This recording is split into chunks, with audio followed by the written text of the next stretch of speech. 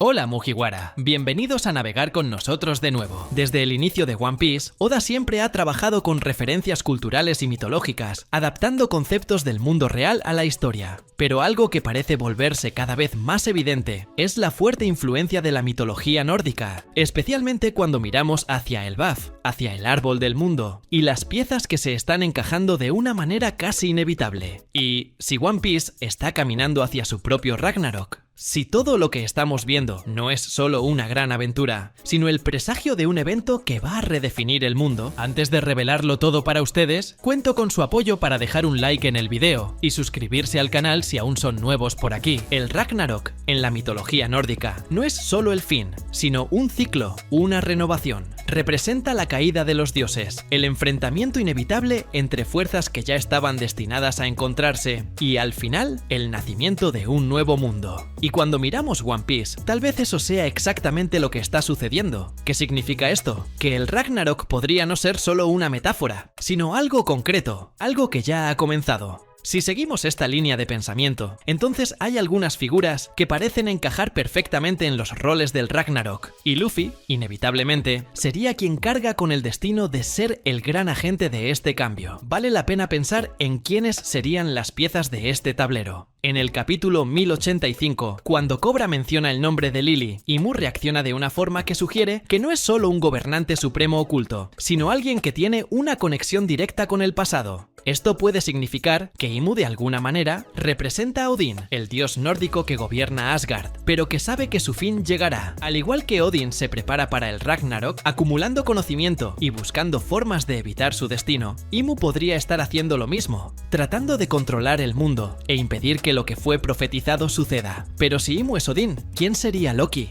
Es casi inevitable pensar en Loki cuando hablamos del Ragnarok. Él es quien, al final, trae el caos, quien rompe las reglas y provoca la ruina de los dioses. Y dentro de One Piece no hay nadie que encaje mejor en este papel que Loki de Elbaf. Después de todo, el propio nombre ya entrega la referencia. Pero, ¿y si Loki no es solo un personaje aleatorio? ¿Y si es una pieza fundamental en esta historia? Si seguimos lo que ya sabemos sobre el BAF, queda claro que esa isla es mucho más importante de lo que parece. Los gigantes tienen una conexión con el árbol del mundo, algo que recuerda directamente a Yggdrasil de la mitología nórdica. Y el árbol del mundo, a su vez, puede estar directamente conectado al siglo perdido, al río Poneglyph y a todo lo que el gobierno mundial quiere ocultar. Esto significa que Elbaf podría ser el verdadero escenario para el Ragnarok de One Piece. Y si ese es el caso, entonces Luffy inevitablemente tendrá que elegir un bando. Si el BAF realmente guarda la verdad sobre el mundo, entonces el enfrentamiento final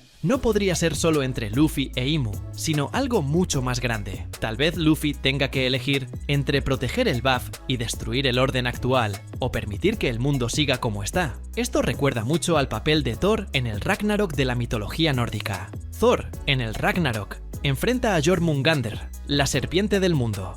Este es uno de los duelos más icónicos de la mitología, porque es una lucha que ya estaba predestinada. Y dentro de One Piece, si hay algo que remite a la serpiente del mundo, es el propio gobierno mundial. Si Luffy es Thor, entonces su verdadero adversario no es solo Imu, sino todo lo que Imu representa. Y esto nos lleva a la gran pregunta: ¿cómo puede suceder este Ragnarok? Si pensamos que el Ragnarok representa un ciclo de destrucción y renacimiento, entonces tal vez One Piece esté caminando exactamente hacia eso. Oda ya ha mostrado que el mundo se mantiene de forma artificial, que el gobierno mundial controla el flujo de la información y que hay algo en el fondo del mar que ellos temen. Si el río Poneglyph y el árbol del mundo son parte de este misterio, entonces tal vez el Ragnarok no sea solo una batalla, sino un colapso completo de la estructura del mundo. En el capítulo 1044, cuando Luffy despierta su fruta, el propio Gorosei menciona que esa fruta siempre se les escapó, como si tuviera voluntad propia. Si el Ragnarok de One Piece es realmente inevitable, entonces podría ser que el verdadero propósito de la fruta de Luffy sea garantizar que él sea quien traiga este fin. Tal vez el Ragnarok ya haya sucedido antes. Tal vez el siglo perdido fue la primera versión de este evento. Y ahora estamos viendo todo repetirse. Si esto es así, entonces Luffy no solo está luchando por la libertad, sino para romper este ciclo de una vez por todas. Lo que significa que, al final, el Ragnarok de One Piece no será solo un enfrentamiento entre fuerzas opuestas, sino una elección. Luffy puede ser quien destruye el viejo mundo, pero también puede ser quien crea uno nuevo. Y tal vez eso es exactamente lo que Imu siempre supo que sucedería. Si One Piece realmente está encaminándose hacia su propio Ragnarok, entonces hay algo que debe entenderse. Esta no es solo una batalla final, sino un ciclo que siempre se ha repetido. El propio concepto del Ragnarok dentro de la mitología nórdica no trata solo sobre destrucción, sino sobre el colapso de un mundo y el nacimiento de otro.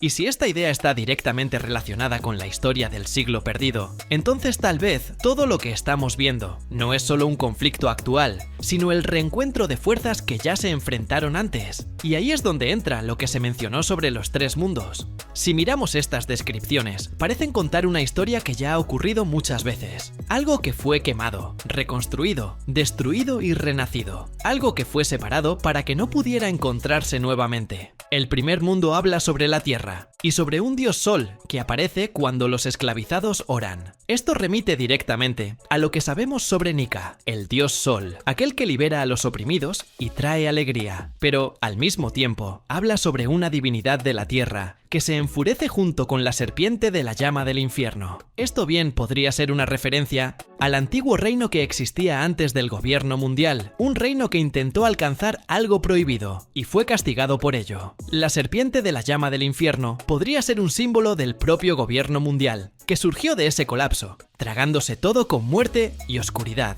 Y, al final, lo que quedó fue una regla clara: no pueden encontrarse nuevamente. Esto parece sugerir que el primer mundo fue destruido porque algo ocurrió entre el dios Sol y esta divinidad de la tierra, algo que necesitaba ser separado para evitar que se repitiera. Y si pensamos que Joy Boy podría haber sido el Nika original, entonces tal vez su intento de cambiar el mundo fue lo que llevó a la creación del gobierno mundial. El segundo mundo ya es algo diferente. Habla sobre el vacío y sobre una divinidad del bosque que despacha demonios. Esto podría ser una referencia al mundo que vino después del primero, donde los sobrevivientes intentaron reconstruirlo todo. Pero hay un detalle curioso. El sol, esta vez, no hizo nada más que esparcir semillas de guerra. Esto puede significar que, a diferencia del primero, este mundo no tuvo un Joy Boy o un Nika que pudiera guiar al pueblo. El sol existía, pero no actuaba. Solo dejaba que las semillas de la guerra crecieran. Y luego hay algo aún más interesante. Los hombres se convirtieron en dioses después de matar al sol. Si el sol representa a Joy Boy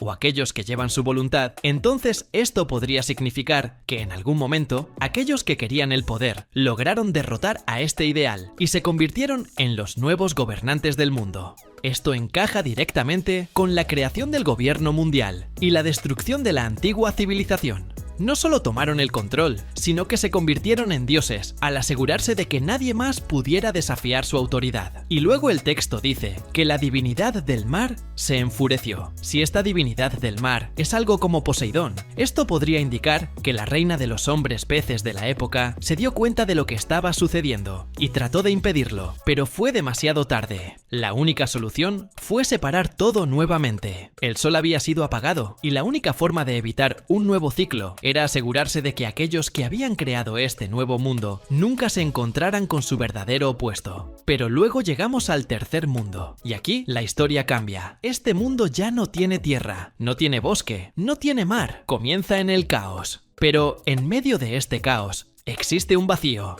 Y la sombra perturbada recuerda. Esta puede ser la parte más importante de todas, porque si esta sombra recuerda, entonces significa que hay algo en este mundo que todavía lleva la memoria de los dos anteriores, algo que se niega a olvidar. La descripción dice que esta sombra perturbada recuerda el día prometido y escucha el sonido de la luna fragmentada. Si pensamos en lo que se dijo en Zu, donde se mencionó el amanecer del mundo, podría ser que este día prometido sea el momento en que la verdad será revelada. Y el sonido de la luna fragmentada bien podría estar hablando de aquellos que llevan la línea de la luna, aquellos que fueron derrotados y ahora esperan el regreso del sol. Y luego viene la parte final. El dios sol danza y ríe, llevando al mundo a su fin.